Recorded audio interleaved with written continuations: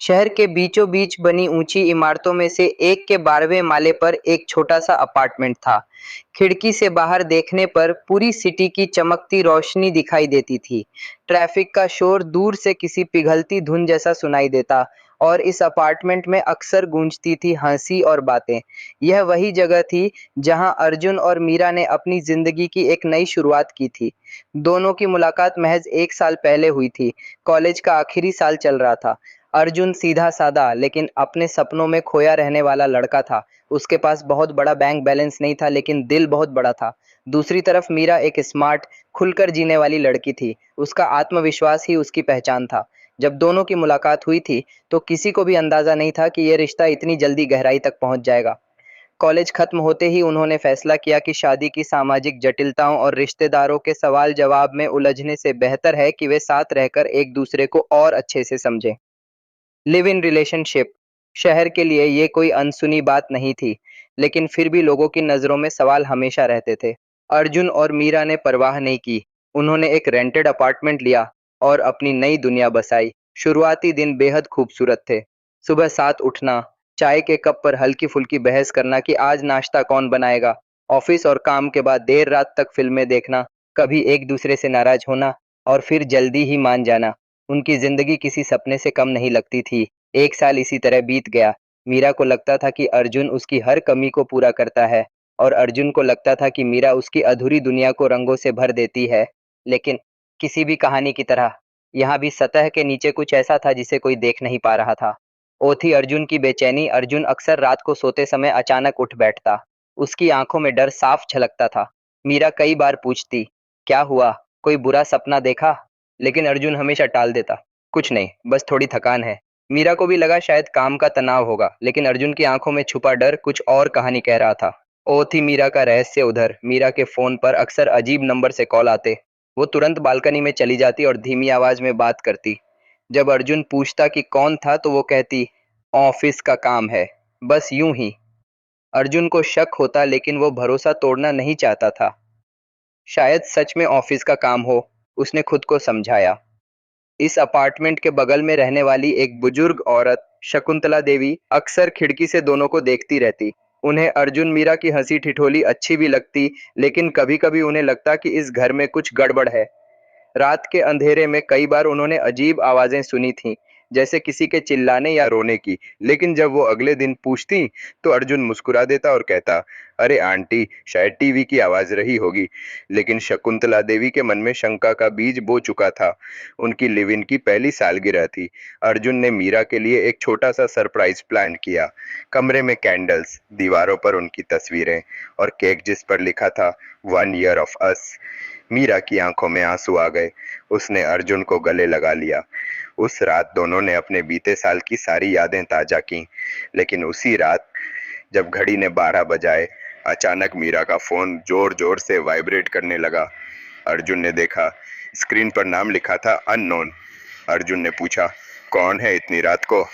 मीरा घबरा गई। उसने तुरंत फोन उठाया और बालकनी में चली गई। अर्जुन ने दरवाजे की ओट से सुना, मैंने कहा था ना, अभी सही समय नहीं है, कृपया मुझे और मत कॉल करो। उसकी आवाज में गुस्सा भी था और डर भी। अर्जुन के भीतर सवालों का तूफान उठ चुका था। कौन था वो? क्या मीरा उससे कुछ छुपा रही थी, या फिर मीरा की जिंदगी में कोई और भी है? अगले दिन अर्जुन ने मीरा से इस बारे में पूछा, कल रात तुम किससे बात कर रही थी? मीरा चुप रही। उसकी आंखों में झिझक थी। फिर उसने धीमे से कहा, अर्जुन, कुछ बातें हैं जो मैं तुम्हें अभी नहीं बता सकती। भरोसा रखो, सब ठीक है। लेकिन अर्जुन को यह जवाब मंजूर नहीं था।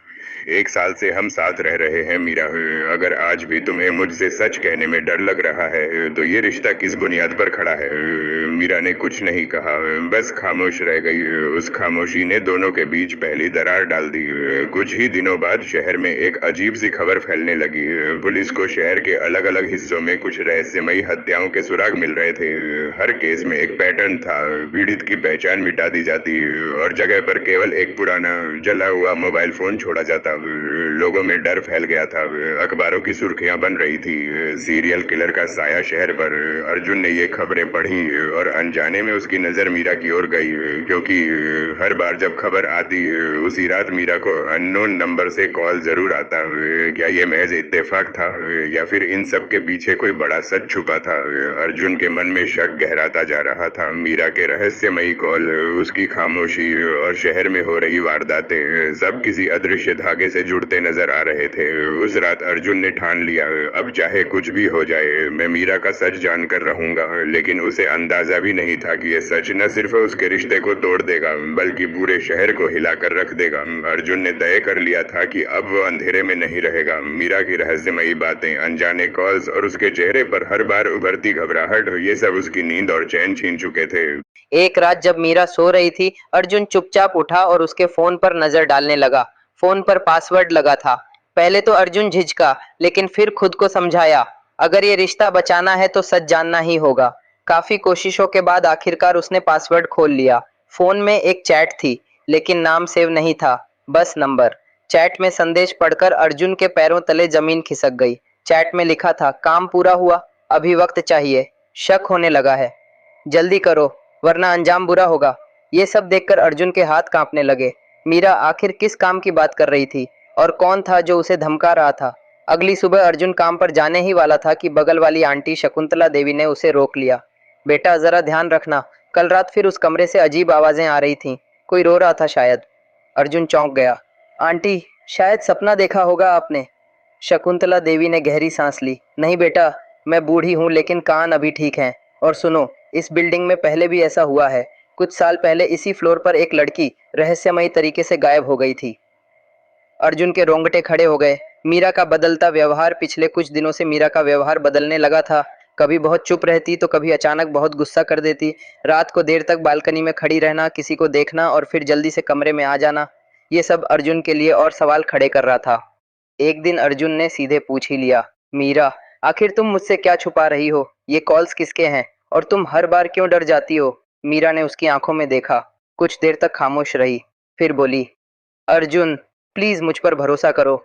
अभी मैं कुछ नहीं बता सकती, लेकिन एक दिन सब साफ हो जाएगा। अर्जुन गुस्से से भर गया। नहीं मीरा, अब और नहीं। अगर तुम मुझे सच नहीं बताओगी तो मैं खुद सब पता करूंगा। मीरा का चेहरा पीला पड़ गया। नहीं अर्जुन, प्लीज ऐसा मत करना। उसकी आवाज में डर था, जैसे अर्जुन का सच जानना उसके लिए खतरे की घंटी हो। शहर में खून की गंध। इसी बीच शहर में एक और हत्या हो गई। इस बार पुलिस को घटना स्थल से एक महिला का दुपट्टा मिला था, जिस पर खून के धब्बे थे। अखबारों ने हेडलाइन दी, सीरियल किलर का नया शिकार, पुलिस अब भी खाली हाथ। अर्जुन ने अखबार पढ़ा और उसके चेहरे का रंग उड़ गया, क्योंकि अखबार में छपी तस्वीर में वही दुपट्टा था जो उसने कुछ हफ्ते पहले मीरा के पास देखा था। उसने याद किया, वो दुपट्टा मीरा ने एक दिन गीले कपड़ों के साथ बालकनी में सुखाया था। क्या ये महज इत्तेफाक हो सकता है? अर्जुन के भीतर सवाल गूंज रहे थे। उस शाम अर्जुन ने ठान लिया कि वो मीरा का पीछा करेगा। मीरा ने कहा कि उसे ऑफिस का काम है और देर से लौटेगी। जैसे ही वो घर से निकली, अर्जुन थोड़ी दूरी पर चुपचाप उसके पीछे हो लिया। मीरा ऑटो से शहर के पुराने हिस्से में पहुंची। वहां की गलियां तंग और अंधेरी थीं। अर्जुन ने देखा, मीरा एक जर्जर इमारत में दाखिल हुई। अर्जुन धीरे धीरे पास पहुंचा।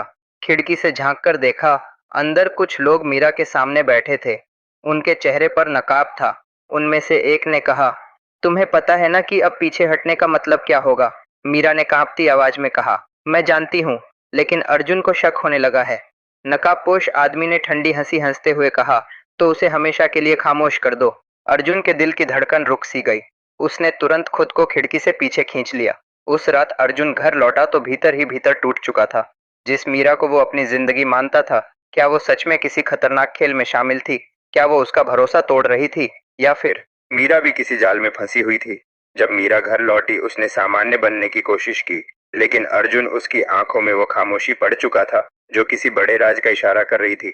अर्जुन पूरी रात सो नहीं पाया। उसके सामने गूंज रहा था वही वाक्य, तो उसे हमेशा के लिए खामोश कर दो। क्या मीरा वाकई उसकी दुश्मन थी या फिर वो किसी के दबाव में थी? और ये सब कनेक्शन उन रहस्यमयी हत्याओं से कैसे जुड़ता था? अर्जुन जानता था अब उसे खुद ही सच की परतें खोलनी होंगी, भले ही ये सफर उसे मौत के दरवाजे तक क्यों न ले जाए। अर्जुन की आंखों में नींद नहीं थी। रात भर करवटें बदलते हुए उसने सिर्फ वही शब्द सुने, तो उसे हमेशा के लिए खामोश कर दो। सुबह की पहली किरण खिड़की से भीतर आई, लेकिन अर्जुन के लिए ये रोशनी नहीं, अंधेरा लेकर आई थी।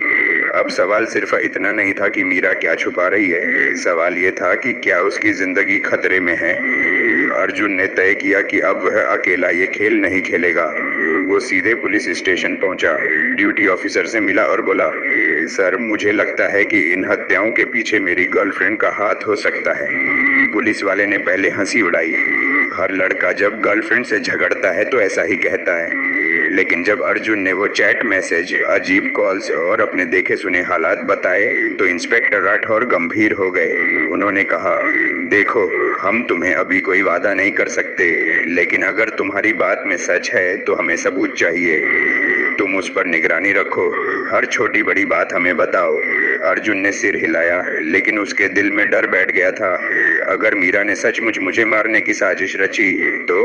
अगले 2-3 दिन अर्जुन ने हर पल मीरा पर नजर रखी। मीरा कभी सामान्य दिखती, कभी बेचैन, लेकिन सबसे डरावनी बात यह थी कि रात को जब वो फोन पर बात करती तो उसकी आंखों में वही घबराहट उभर आती है।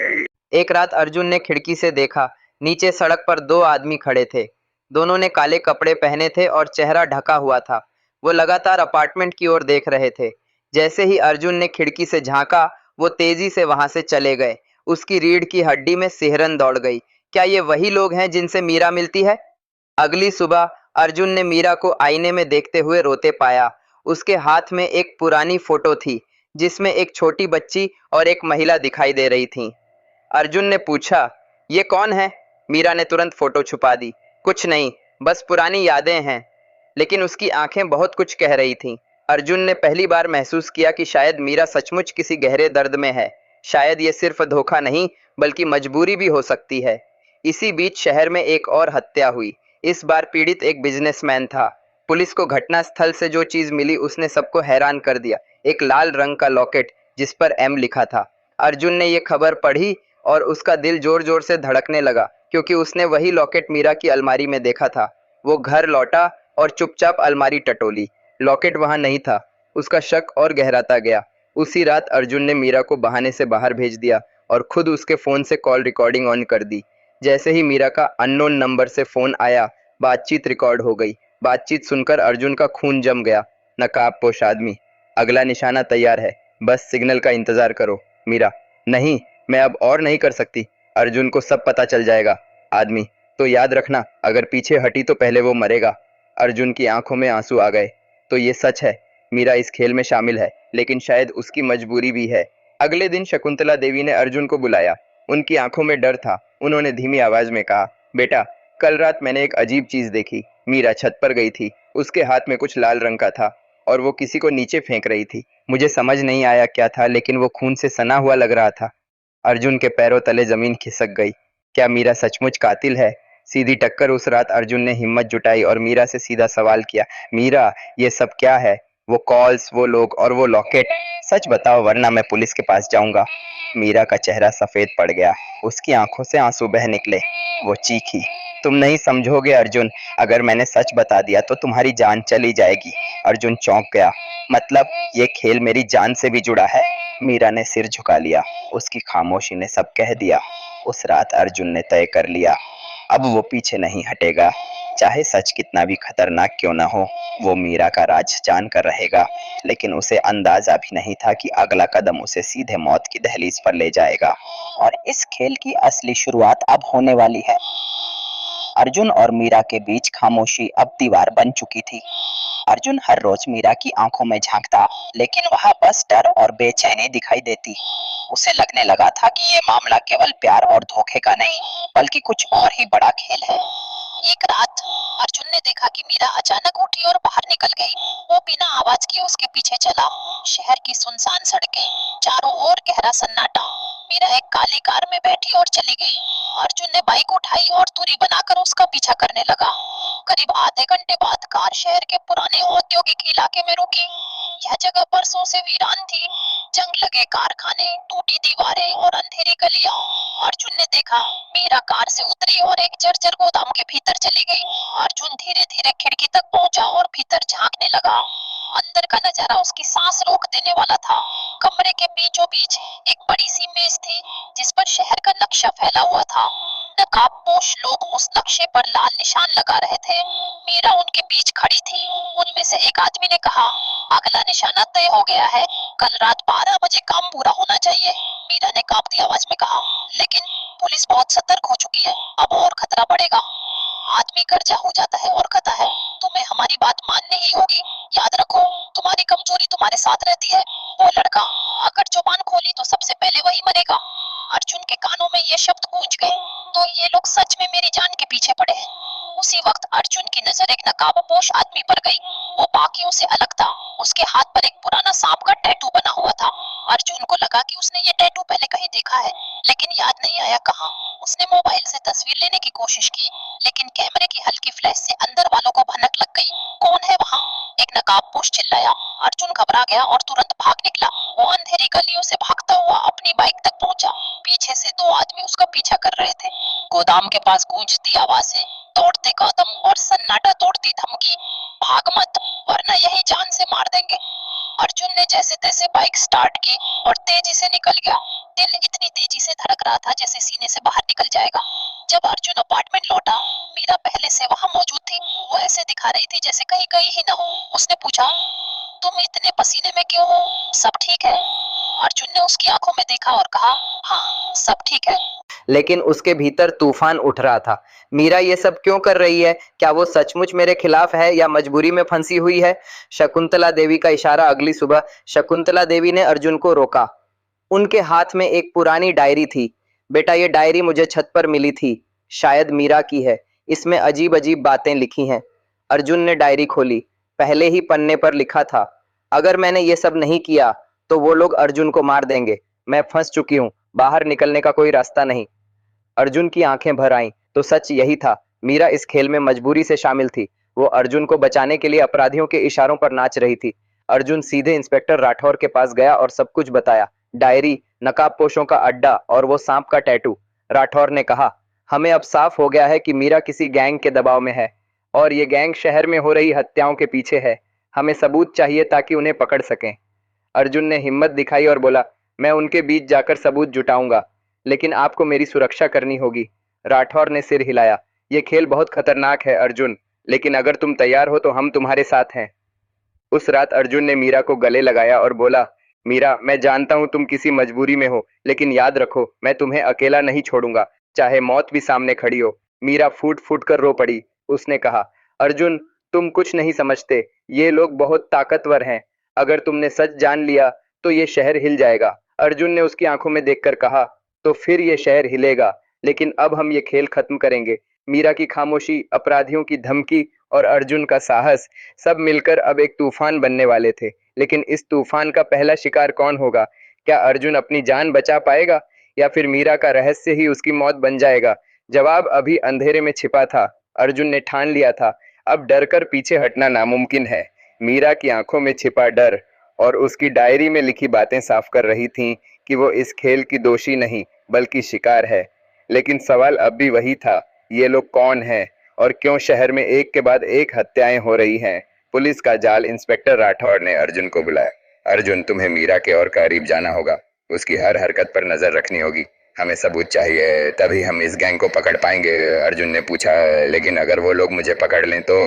राठौर ने गंभीर चेहरा बनाते हुए कहा, हम तुम्हें छुपे तरीके से सुरक्षा देंगे, लेकिन याद रखना, एक छोटी गलती भी जानलेवा साबित हो सकती है। मीरा का टूटना। उस रात अर्जुन ने देखा कि मीरा अकेली बैठी शराब पी रही थी।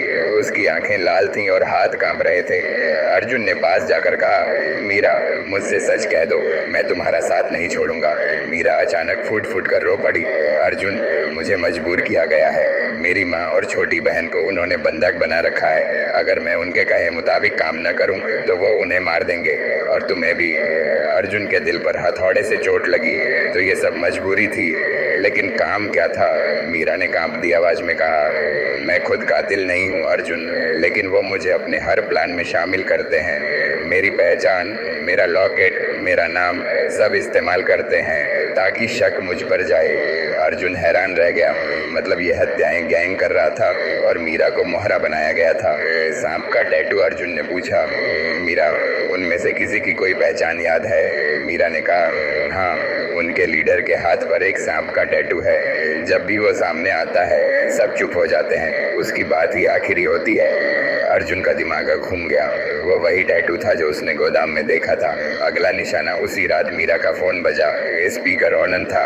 आवाज आई, अगली डील तय हो चुकी है। कल रात 8 बजे सिटी हॉस्पिटल के पास काम करना है। मीरा ने काम कर कहा, लेकिन वहाँ तो पुलिस गश्त करती है। आदमी गरजा, बस हमारी बात मानो वरना तुम्हें पता है क्या होगा। फोन कट गया। अर्जुन और मीरा दोनों एक दूसरे को देख रहे थे। ये अब सिर्फ हत्याओं का खेल नहीं था, ये मौत का सौदा था, गुप्त योजना। अर्जुन ने तुरंत इंस्पेक्टर राठौर को सूचना दी। राठौर ने कहा, ठीक है, हम कल रात हॉस्पिटल के पास जाल बिछाएंगे, लेकिन ध्यान रहे मीरा को कुछ नहीं होना चाहिए, क्योंकि वही हमारी गवाह है। अर्जुन ने सहमति में सिर हिलाया। मौत की रात, घड़ी ने 12 बजाए।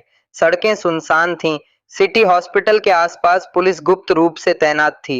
अर्जुन और मीरा एक कोने में खड़े थे। तभी दूर से काली कार आई। उसमें से 3 नकाबपोश निकले। उनमें से एक, वही सांप के टैटू वाला, उसके हाथ में एक बैग था। वो मीरा के पास आया और बोला, ये लो, इसमें जो है उसे ठीक 1 बजे हॉस्पिटल के मेन गेट पर छोड़ आना। मीरा डर गई। ये क्या है? आदमी ठंडी हंसी हंसा। सवाल पूछना तुम्हारे काम में नहीं आता, बस कर दो। मीरा कांपते हुए बैग लेकर आगे बढ़ी। अर्जुन ने उसका हाथ पकड़ लिया और धीरे से बैग खोला। अंदर टाइम बम था। उस पर डिजिटल घड़ी चल रही थी। अर्जुन का खून जम गया। ये हत्याएं नहीं, ये तो आतंक है। वो तुरंत पुलिस को इशारा करने ही वाला था कि नकाबपोशों ने गोली चला दी। चारों तरफ अफरा तफरी मच गई। पुलिस और गैंगस्टरों के बीच गोलियां चलने लगीं। अर्जुन ने मीरा को खींचा और बैग उठाकर दौड़ा। वो बम को लोगों से दूर ले जाना चाहता था। अर्जुन ने पूरी ताकत से बैग को खाली मैदान में फेंक दिया। धड़ाम से जमीन हिली। जोरदार धमाका हुआ। धमाके के बाद सब कुछ धूल और धुएं में डूब गया। पुलिस ने कुछ नकाबपोशों को पकड़ लिया, लेकिन सांप का टैटू वाला आदमी अंधेरे में गायब हो गया। अर्जुन और मीरा बाल बाल बचे। मीरा जमीन पर बैठकर रो रही थी। मैंने कहा था अर्जुन, ये लोग रुकेंगे नहीं, ये शहर तबाह कर देंगे। अर्जुन ने उसकी आंखों में देखते हुए कहा, तो अब हमें इन्हें रोकना ही होगा, चाहे जान चली जाए। अब खेल साफ हो चुका था। ये कोई मामूली हत्याएं नहीं थीं, ये शहर को दहलाने वाला गैंग था। मीरा मोहरा थी और अर्जुन उसकी ढाल। लेकिन असली सवाल अब भी बाकी था। सांप का टैटू वाला आदमी कौन है और क्यों उसने मीरा और अर्जुन को इस खतरनाक जाल में फंसाया? जवाब जल्द ही सामने आने वाला था, जिसे सुनकर पूरा शहर दंग रह जाएगा। वो रात बेहद लंबी थी। मीरा का रो रो कर बुरा हाल था और आरव की आंखों में नींद नाम की कोई चीज नहीं थी। दोनों के बीच खामोशी पसरी थी, पर उस खामोशी के बीच भी सवालों के तूफान उठ रहे थे। सुबह होते ही दरवाजे पर जोरदार दस्तक हुई। मीरा चौंकी, आरव भी। दरवाजा खोला तो सामने पुलिस थी। आरव चौहान? इंस्पेक्टर ने तेज नजरों से पूछा। जी, मैं ही हूँ। हमें आपके साथ थाने चलना होगा। शहर के कई गुमशुदा लोगों की रिपोर्ट में आपका नाम आया है। ये सुनकर मीरा के पैरों तले जमीन खिसक गई। आरव ने चुपचाप सिर झुका लिया, मानो वो पहले से जानता था कि ये पल आने वाला है। पुलिस दोनों को लेकर गई। थाने में माहौल तनाव से भरा था। सामने एक दीवार पर कई लापता युवाओं की तस्वीरें लगी थीं। इंस्पेक्टर ने उन तस्वीरों की ओर इशारा किया। ये लोग पिछले 1 साल में गायब हुए हैं और गवाहों ने कहा है कि इन्हें आखिरी बार आपने और मीरा के आसपास देखा था। मीरा सन्न रह गई। उसका दिमाग जैसे काम करना बंद कर चुका था। ये झूठ है, आरव ने ऐसा कुछ नहीं किया, वो चिल्लाई। पर इंस्पेक्टर ने आगे बढ़ते हुए एक फाइल सामने रखी। फाइल में कई सबूत थे, सीसीटीवी फुटेज, फोन कॉल्स और एक पुराना केस। और उसी केस में साफ लिखा था, आरव चौहान, संदिग्ध। मीरा की आंखों में आंसू भर आए। उसने कांपते हुए आरव की तरफ देखा। आरव, ये सब क्या है? तुमने तुमने मुझसे कुछ छुपाया है? आरव ने उसकी तरफ देखा लेकिन कुछ नहीं बोला, बस खामोश रहा। इंस्पेक्टर की आवाज फिर गूंजी। हमें यकीन है कि तुम्हारे लिविंग वाले घर में ही उन सब का राज छुपा है। अगर तुम सच नहीं बताओगे तो हमें खुद वहां जाकर सर्च करना पड़ेगा। मीरा का दिल जोर जोर से धड़कने लगा। क्या सचमुच उस घर में कोई खौफनाक राज छुपा है?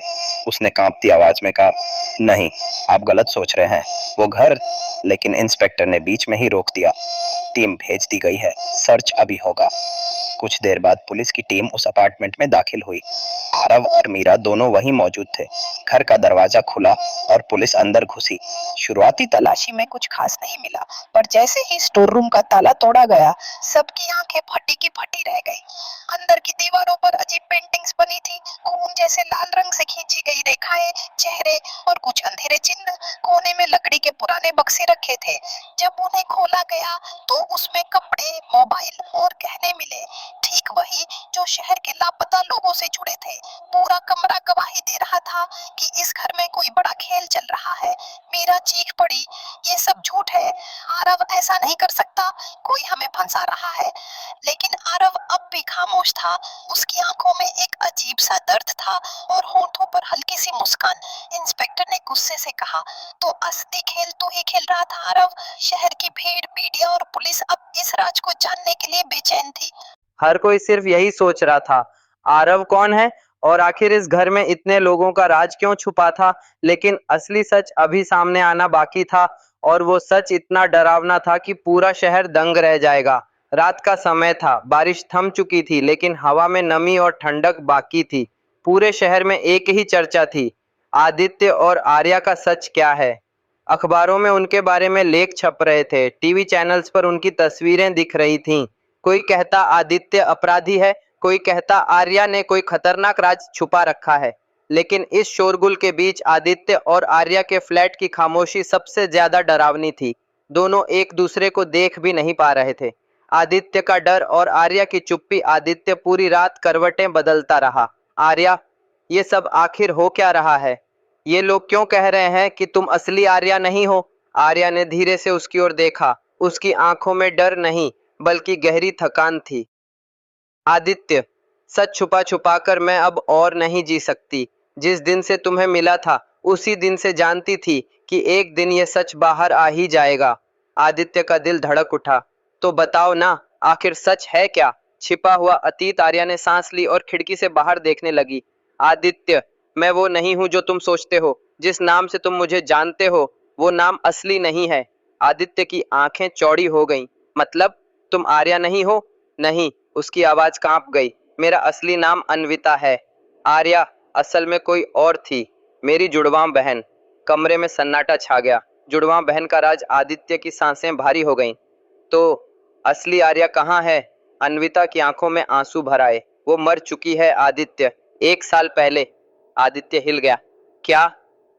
लेकिन तुमने मुझसे क्यों छुपाया? क्योंकि ये कोई आम मौत नहीं थी। उसकी मौत एक हादसा नहीं, एक साजिश थी। और उसी साजिश को छुपाने के लिए मैंने उसकी पहचान अपना ली। आदित्य के पैरों तले जमीन खिसक गई। अगले ही दिन मीडिया ने यह सच उगल दिया। किसी ने उनके पुराने गांव से दस्तावेज निकालकर साबित कर दिया कि आर्या और अन्विता जुड़वां बहनें थीं। लेकिन लोगों को सबसे बड़ा झटका तब लगा जब पता चला आर्या की मौत संदिग्ध थी और उसकी बहन ने उसकी जगह ले ली थी।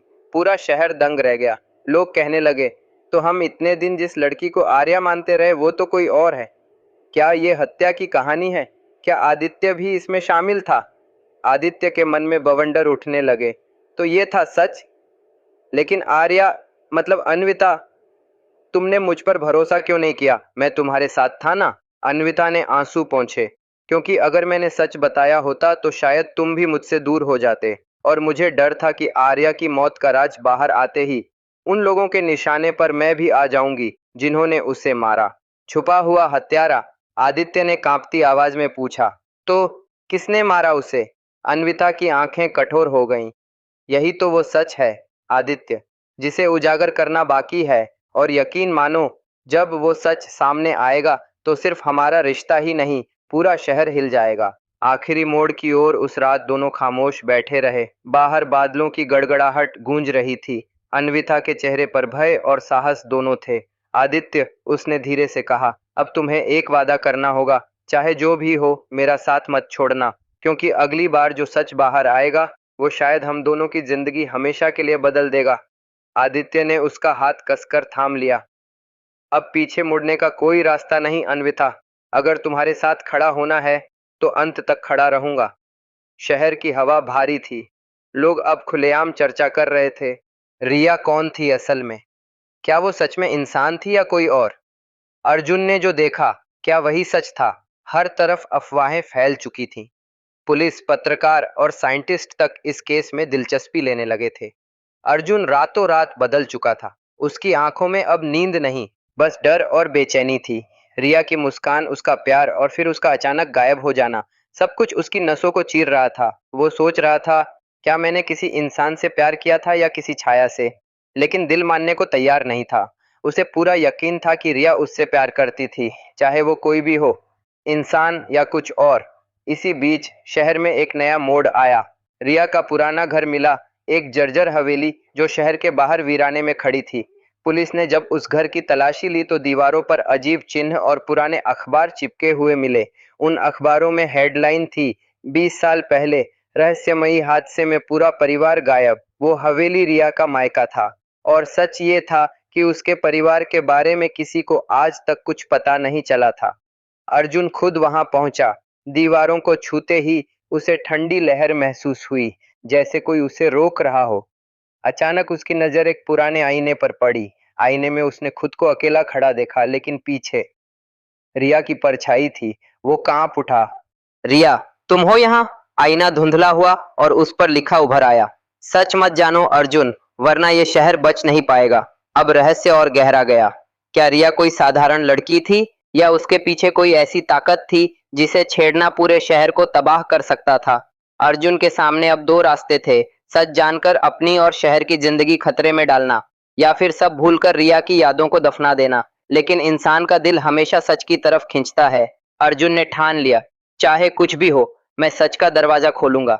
अर्जुन अब रुकने वाला नहीं था। हवेली की अंधेरी सीढ़ियों से नीचे उतरते हुए उसके कदम भारी होते जा रहे थे। हवा में सड़ांध थी, जैसे सदियों से कोई रहस्य बंद पड़ा हो। नीचे तहखाने में पहुंचकर उसने देखा, दीवारों पर वही अजीब चिन्ह बने थे और बीच में पत्थर की एक पुरानी मेज थी। उस मेज पर एक डायरी पड़ी थी। अर्जुन ने कांपते हाथों से डायरी खोली। उसमें लिखा था, मैं रिया हूँ, लेकिन वो रिया नहीं जिसे ये दुनिया समझती है। मैं और मेरा परिवार इस हवेली के रहस्य से बंधे हुए हैं। हम इंसान नहीं बल्कि अधूरे प्राणी हैं। 20 साल पहले हमारी आत्माएं एक अजीब अनुष्ठान में फंस गईं। हम मर भी नहीं पाए और जी भी नहीं सके। हमारा वजूद केवल उतनी देर रहता है जब तक कोई हमें अपना प्यार और विश्वास देता है। अर्जुन की सांसें रुक गईं। उसने आगे पढ़ा, अर्जुन, तुम मेरे लिए वो इंसान थे जिसने मुझे असली जिंदगी का एहसास कराया। लेकिन सच ये है कि मैं पूरी नहीं हूँ। तुम अगर मुझे अपनाओगे तो तुम्हें भी मेरे संसार का हिस्सा बनना होगा, और अगर सच जान लोगे तो मेरा अंत निश्चित है। इतने में अचानक हवेली की दीवारें हिलने लगीं। आईना टूटकर बिखर गया और उसी पल रिया सामने खड़ी थी, पारदर्शी, जैसे धुएं से बनी हुई। उसकी आंखों में आंसू थे। अर्जुन, मैंने कहा था ना सच मत जानो, अब मेरा वजूद खत्म हो जाएगा। अर्जुन चीख पड़ा, नहीं, तुम जाओगी तो मैं कैसे जीऊंगा? रिया मुस्कुराई, लेकिन उसकी मुस्कान दर्द से भरी थी। प्यार हमेशा रहता है अर्जुन, चाहे जिस रूप में हो, लेकिन मेरा समय अब पूरा हो गया है। और अगले ही पल रिया हवा में घुल गई। बस उसकी आवाज गूंजती रही, याद रखना, मेरा होना झूठ नहीं था, मैं थी, हूँ, और हमेशा तुम्हारे दिल में रहूंगी। शहर में तूफान थम गया। हवेली शांत हो गई, लेकिन अर्जुन की आंखों से आंसू बहते रहे। उसने आखिरी बार टूटी हुई डायरी उठाई और फुसफुसाया, तुम असली थी रिया, मेरे लिए, हमेशा।